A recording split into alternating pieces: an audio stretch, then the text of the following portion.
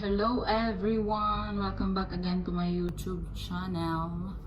This is Mrs. Galo.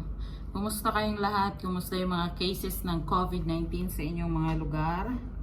Kumusta ang pasok ng mga schools? Kumusta ang pasok sa mga works?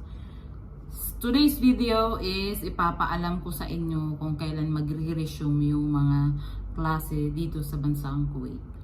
Normally kasi, kung walang COVID, walang pandemic, yung pasok ng mga kabataan dito or yung school, either private or public, is September, first week of September yung pasukan dito sa bansang Kuwait. So dahil nga nagka-pandemic, nagkaroon ng COVID-19, so naging online class ang mga estudyante, yung pasok or yung klase ng mga student ay online, di ba? Lahat naman halos sa buong mundo yung klase, kung hindi module, is online. So dito online yung 1 year online yung klase ng mga bata.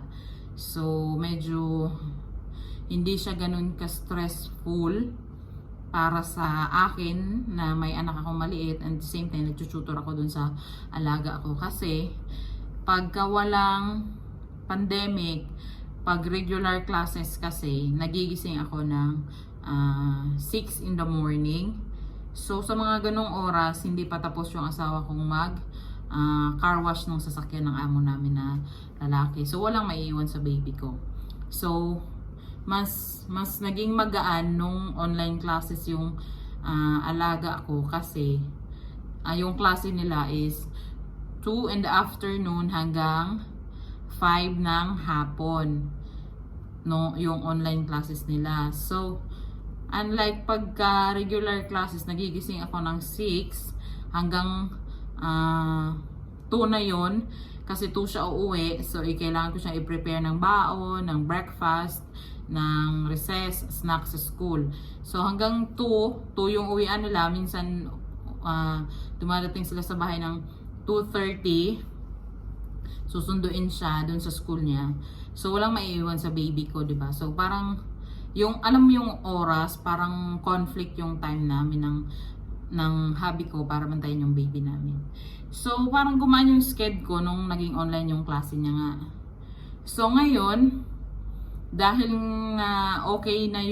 medyo okay na yung state of Kuwait sa COVID-19, although yung mga tao pag lumalabas is required pa rin mag-mask, may social distancing pa rin.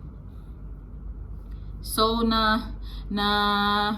nagkaroon ng meeting yung committee and then educators dito sa bansang Kuwait, and then also the government naglabas ng statement na yung klase mag-resume siya on October 3, yung pasukan ng mga bata.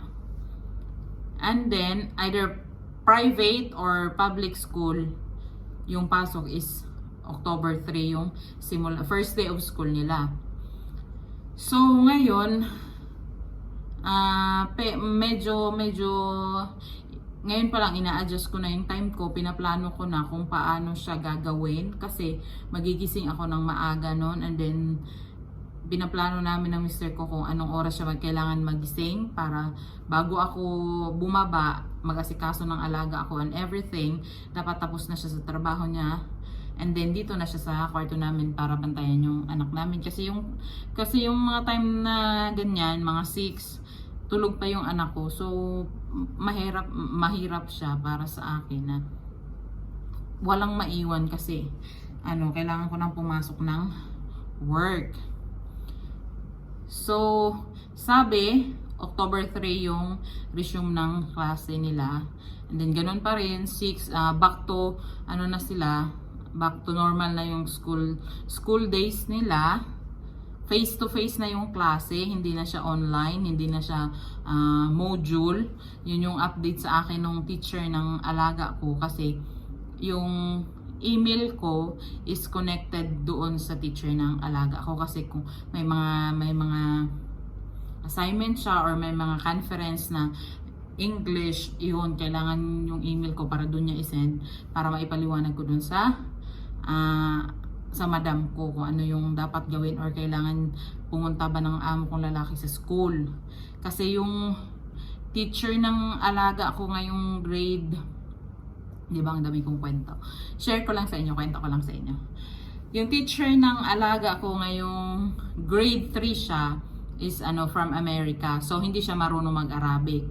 So kailangan niya ng English para maiparating yung kung ano yung kailangan niya sa magulang ng alaga ko kasi siya yung advisor nung alaga ko. So yun, kaya na-connect ko yung email ko doon sa kanya. Kaya may mga pumapasok, kaya nag siya sa email ko na resume na ngayong October 3 yung pasok ng alaga ko. Very ready yung ready na yung mga bata, ganyan. So yun lang. Kumusta naman yung sa inyo? Comment down below kung ano na yung klase sa inyo, kung back to normal na ba, face to face na yung mga kids, or module pa rin at saka online. Stay healthy guys and God bless. Thank you so much for watching.